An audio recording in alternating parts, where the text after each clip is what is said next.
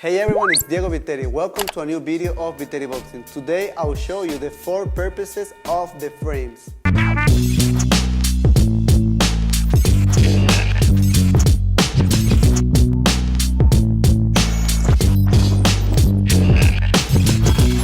Frames are one of the most versatile weapons in boxing. We've seen many fighters use it, both in MMA and in boxing. In MMA, Israel Adesanya is a great example. You've seen it always using his frame, keeping the distance with his opponent, and using it in different purposes. In boxing, we've seen Tommy Hearns use it a long time ago, but it was not as polished as the fighters that use it now, like Gervonta Davis or Errol Spence Jr., that use it with many purposes. That's the whole purpose of the video today. There are 2 types of frames in boxing, one with an extended arm and the other with your forearm. It all depends on the situation and the distance you have with your opponent. If you are in a long distance, you're going to use an extended arm, and if you are closer to your opponent, you're going to use your forearm. Having said that, let's begin with our 4 purposes. Purpose number 1 of the frame is creating distance and blocking or neutralizing the entrance of your opponent. Creating distance is one of the best defenses, if not the best defense you can have in boxing. Why? Because it will assure you being in a safe spot. Once I'm here, he can't punch me. So the whole point of the frame is that if I don't use it, he can still come towards me. He's still close to me.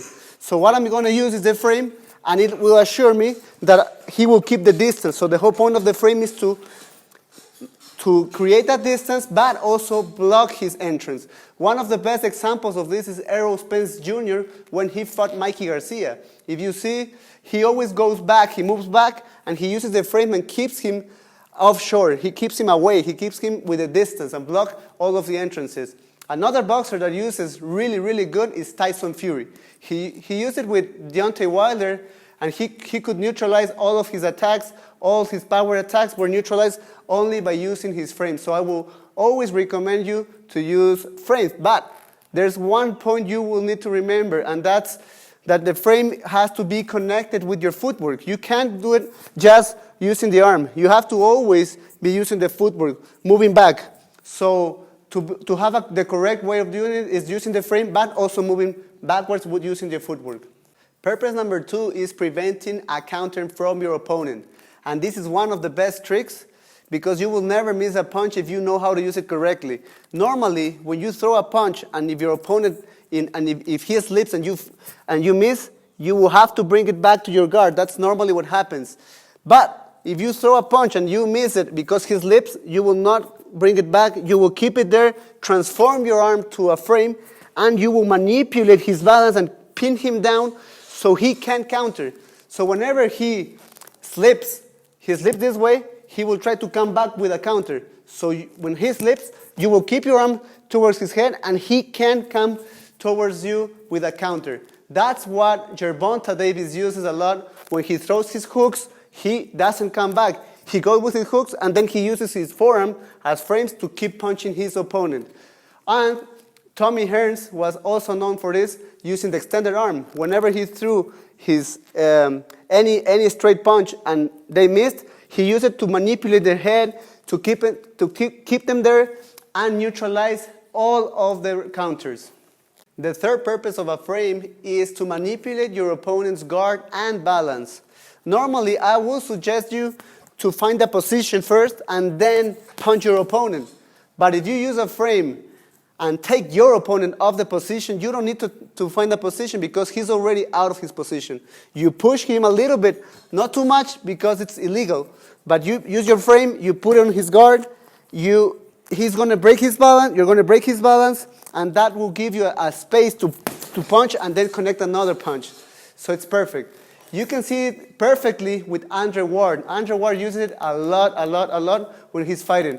And you can see how he puts his hand on top of the guard it's a perfect way to manipulate your opponent's balance, and you don't have to look for position because you are taking your opponent out of his position. The fourth and final purpose of the frames is to prevent clinches.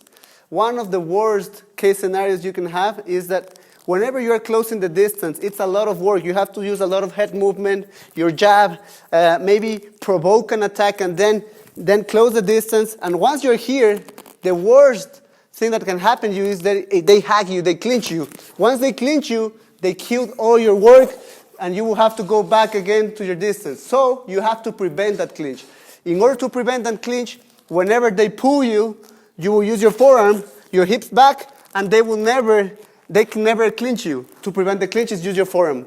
One example of an incorrect way of using the frame is Teofimo Lopez and Lomachenko. Lomachenko went in to fight with Teofimo Lopez, closed the distance, but as soon as he got in, Teofimo Lopez clinched and Lomachenko couldn't keep working. That's why he couldn't actually find those angles and keep punching.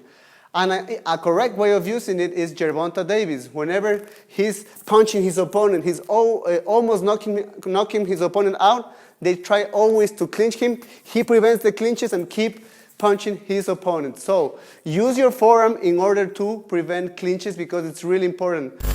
Thanks everyone for watching my video. I hope you have a wonderful Christmas with your family. Don't forget to subscribe. That's my present for this Christmas. And I'll see you next week.